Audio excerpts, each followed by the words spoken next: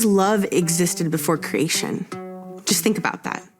Before he created light, before he put breath in our lungs, he loved us. In John 1, verse 1, it says, "In the beginning, the Word already existed. The Word was with God, and the Word was God." He existed in the beginning with God. God created everything with him.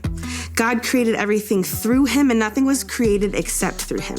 The Word gave life to everything that was created, and his life brought light to everyone. The light shines in the darkness, and the darkness can never extinguish it.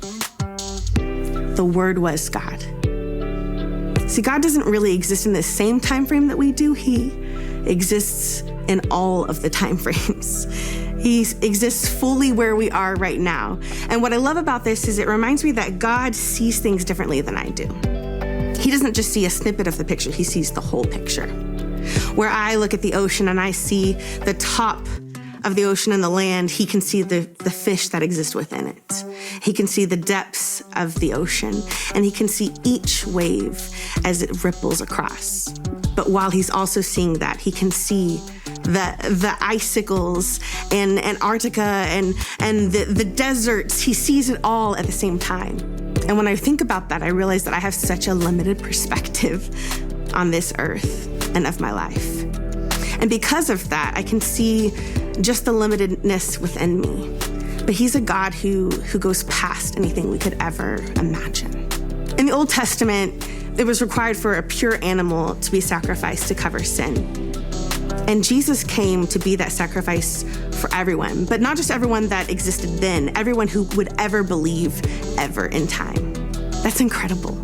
It's incredible that he's a God who would come for us, first of all, who would die for us, second of all, and not just die for those that existed at that time, but for people who would come generations and generations after that. He's not a God who does the bare minimum.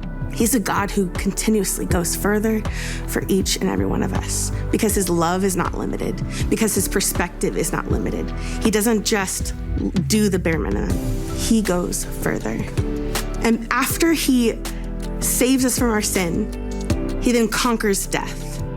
And then he gives us the fruits of the Spirit: love, joy, peace, patience, kindness, goodness, faithfulness, gentleness, and self-control. He doesn't just save us from our sin, he conquers death and gives us fruits to keep living in.